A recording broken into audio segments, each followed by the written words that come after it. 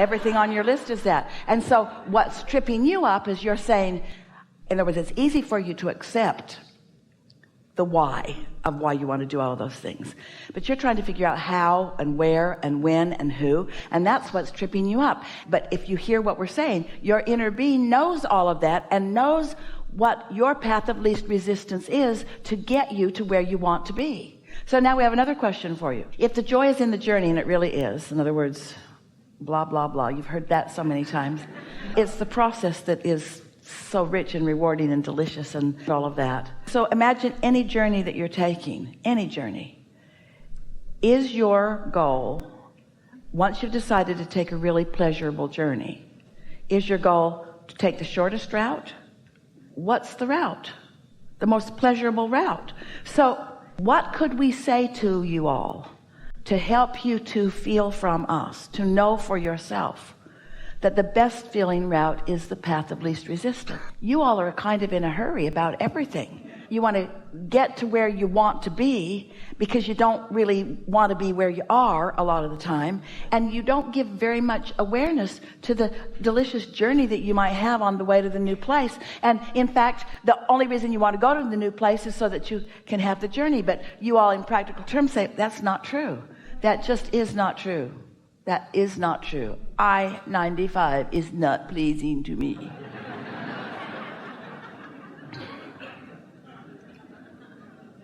Next. We only got 3. What are the other 7? 3's probably about it right there, right at the moment. So it's really not nearly as long as I thought it was. Yeah. You're just making stuff up. You're just making stuff up to prove a point that hurts you when you make it. Yeah. There's too much to choose from. No, there isn't. No, there isn't. I don't know which way to go. Yes, you do.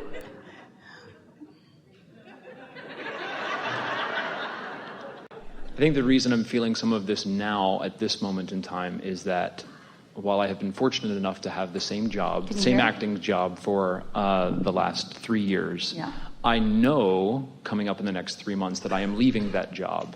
So I am trying to approach it in the sense of, all right, let's enjoy the journey. So let's talk about this flawed premise. It feels to you all in your physical form, you're moving from this job to this job to this job to this job, when what's really happening is this job created a whole bunch of stuff and this one created a whole bunch of stuff, and all of that stuff's available to you, and that's what you're moving toward, unless you think you're moving from this job to this job to this job to this job.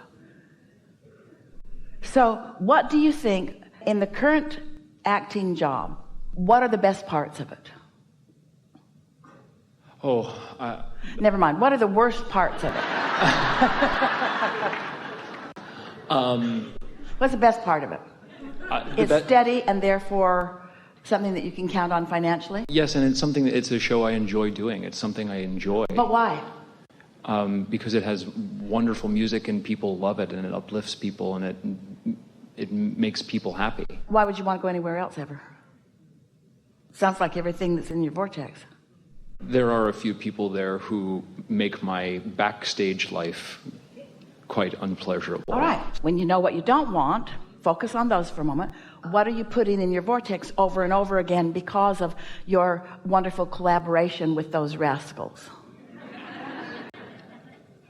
What have you put into your vortex as a result of your co-creating with them? More freedom, more people who I enjoy working with. People who behave themselves so when I look at them I don't have to do any work, I can just like them because they're likable? No. Yeah, that's what you meant. That's what I meant, but that's not right. So what do you think that you put into your vortex? Do you think you put likable people that are just easy to like in there? Or do you think you put a clear determination that you're going to focus and isolate a vibration that lets you see the best in them? Are you someone who needs people to be different so that you can feel good? Or are you the attractor of the best of... You see, we know you're going to attract a whole different set of people. That's the path of least resistance. It's so much easier when you're with someone who isn't nice or who isn't whatever you want them to be. And so you launch these rockets of desire. It's a much faster path. And sometimes even the most satisfying path just for new people that are already like that to come to you. rather than teach them how to be different. But nothing that we're talking about in these hours that we've been together is about anybody changing in order to satisfy what you want. We're talking about your point of attraction. And so you can't get there from there. If you don't like something about where you are and you want to go someplace else, there'll be people just like them over there. It's just the way the law of attraction works. So what do you feel like you've put into your vortex as a result of working with them? Give us a little more of the nitty-gritty of what it's like to be with them on a daily basis.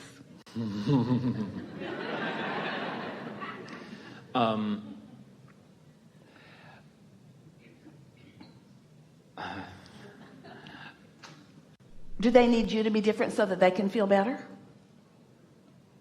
No. Well, they're a little ahead of you then. Yeah. To be completely honest, I think what it reflects, what I'm not enjoying is that it's reflecting back to me the fact that I'm needing them to change in order for me to feel better, as opposed to. So maybe on this journey, you might enjoy the self-discovery of getting out ahead of it instead of just repeating day after day the same thing, getting out ahead of it and then discovering something that you didn't expect to discover and feeling the surprise and the delight of that. That's what your inner being knows is your path of least resistance. Your inner being knows for sure that you did not come to live and teach conditional love. Your inner being knows for sure that you didn't come to say, spend your time and get it all figured out and then find this little herd of people and run around with them. If you find the right herd, then it'll be fun when you run around together.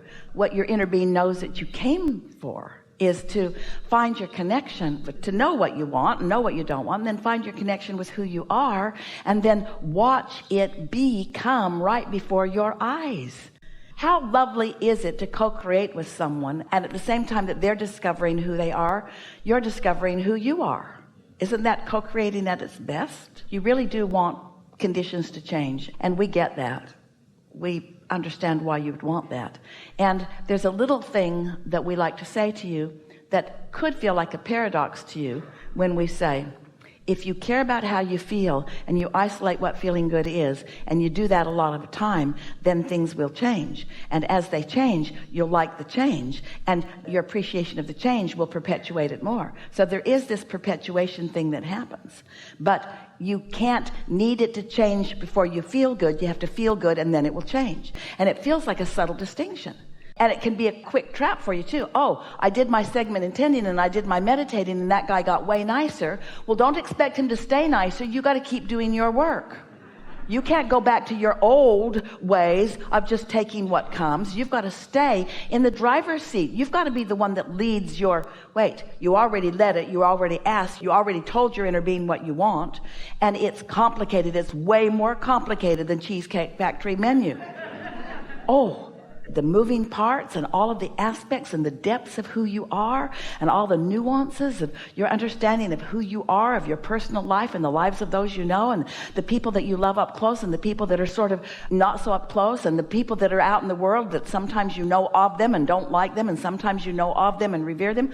And then there's everything else that's in the universe, like everyone who's ever lived who is now non-physically focused and focused here with all of you. The energies are dynamic and exhilarating, and the potential is intoxicating, you see. And so when we talk to you about you wanting a better work environment, it's way bigger than just wanting somebody to behave differently in your work environment. It's about you being part of a world that doesn't need to change, and you discovering your vibrational alignment with who you are, and then feeling your real power and discovering what the real power of influence is, and then watching everything just modify itself around you, not because you needed it to change, but because as a creator, it must change. If you are a creator and you are tapping into the energy that creates worlds, things around you are going to change, you see. But if you need them to change before you do the thing that you would do, you get the point we're making over and over and over again. So did we get there, or is there something more that's stuck in your vibrational crowd? That's it. You got it. You really did. You really did. You're doing really well. Yeah.